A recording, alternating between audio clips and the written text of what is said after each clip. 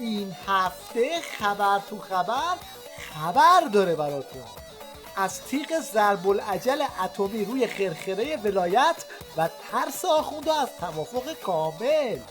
حالا دیگه کابوس PMD و بازرسی‌های هسته‌ای هم به کابوس‌های عظما اضافه شده و با این کارتونا میخوان بسیجی‌های گیج خورده رو شیرفهم کنن که جام زهر یعنی چی. با این PMD میخوان از مراکز نظامیمون بازرسی کنن و بعدم دانشمندانمون رو بگیرن به سینجیم.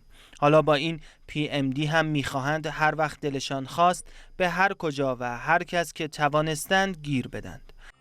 حالا تو این وضعیت که سس PMD هم به معجون جام زهر اضافه شده، بوز قلمون نظام میخواد با آویزون شدن از ریش امامش به جناح مقابل یه پس گردنی بزنه. امام نمی ترسید، شک نمی کرد، مایوس نمی شد و امام متزلزل و خسته هم نمی شد.